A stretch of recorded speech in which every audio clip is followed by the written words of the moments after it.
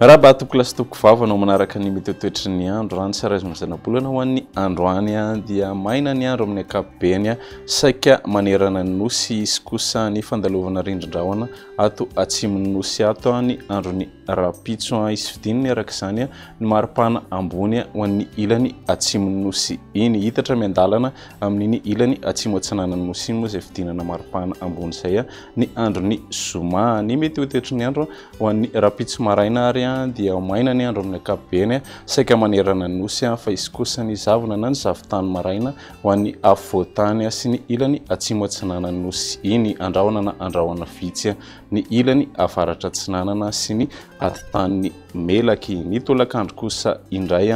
dia mbola ny masoandro hatrany ny ipanterana amin'ny ankapobeny andrahoana na andrahoana vitsy faritra sava ambatsosy analanjirofo toy izany koa ny ilany atsinanany afovoantany isy ny orana tandrifondrahoana vitsy ny faritra atsimo atsinanana sy manodidina ny taolanaro raha ibalika hatrany any masoandro any amin'ny faritra sisa ny maripana ho an'ny androny rapitso manodidina ny 17 ka hatramin'ny 20 degré ny afovoantany raha toka 17 ka hatramin'ny 20 ny ilany atsinanana manodidina ny 1 ka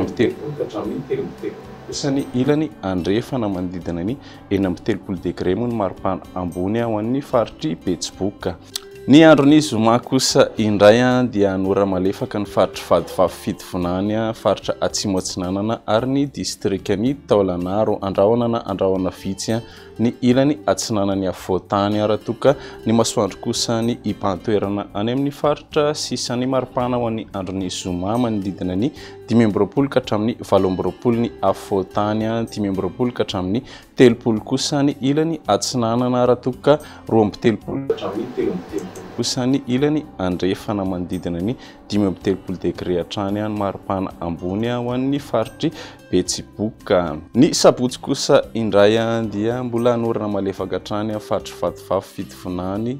atsimo atsinanana ary taolanaro andrahoana mety anorana ihany koa ny faritra sava ambatsosy analanjirofo andrahoana na andrahoana vitsy ny ilany atsinanany afovoantany mety isy kosa ny orana tandrifondrahoana vitsy faritra bongolava ny ilany andrefany vakina karatra amorony manisy matsiatra ambony ny alina ny ambiny kosa indray dia ny masoandro ny ipantoerana ny maripana ho an'ny andron'ny sabotsy ary manodidina ny 13 ka hatramin'ny 15 ny afovoantany 19 ka hatramin'ny 30 ny ilany atsinanana raha toka 13 ka hatramin'ny 30 kosa ny ilany andrefana manodidina ny 17 hatrany ny maripana ambony ho an'ny ilany avaratry ny nosy. Zay ny meteo anty anio ty manome fotoanana ho an'ny rapitso indray. Veloma tompoko.